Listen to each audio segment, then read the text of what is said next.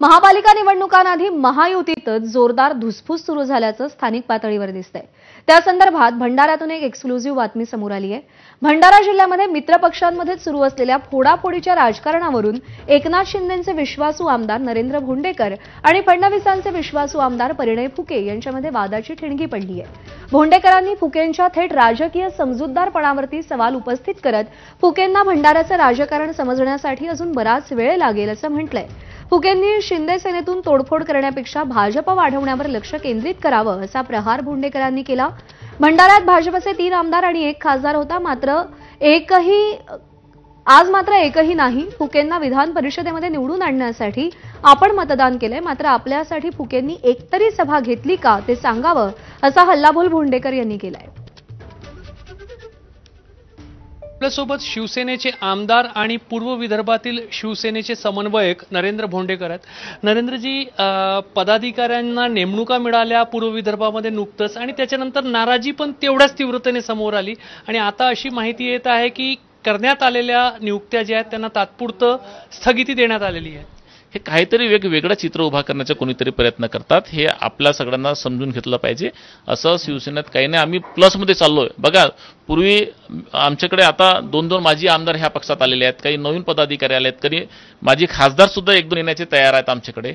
आमचा पक्ष आता वाढत चालला आहे, तर याच्यामध्ये काही लोकांना थोडंसं असं वाटत असेल का इनसिक्युअर सारखं होत असेल। तुमचेच मित्र आहे परिणय फुके भंडारामध्ये, त्यांनी अनेकांना तुमच्या जुन्या कार्यकर्त्यांनी आपल्याकडे घेतलं आहे। स्थानिक स्वराज्य संस्थेच्या अनुषंगाने शक्ती वाढवली जात आहे, मात्र मित्राची शक्ती आपल्याकडे घेतली जाते।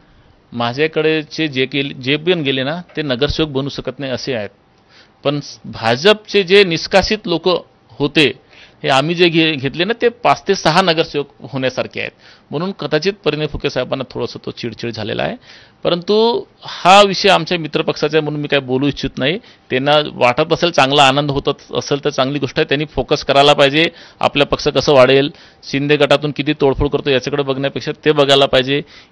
3 आमदार होते, 1 खासदार होते, आज एकही राहिले नाही, ते स्वतः पण निवडून येऊ शकले नाही।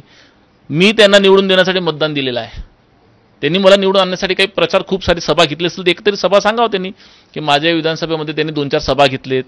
तुमच्याकडून जे लोक गेले ते नगरसेवक निवडून येऊ शकत नाही, त्यांच्याकडून जे तुमच्याकडे आले ते जिंकून येतील। म्हणजे तुम्ही नफा तोटा पाहूनच काही लोकांना पाठवताय, काही लोकांना घेताय, रिजेक्टेड तिकडे पाठवताय। म्हणूनच म्हटलं तुम्हाला की परिणयजींना अजून राजकारण समजायला, भंडाराचं राजकारण समजायला वेळ लागेल।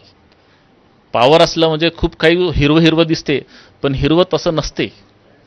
हिरवच्या मागे सुद्धा खूप काही अंधार असते।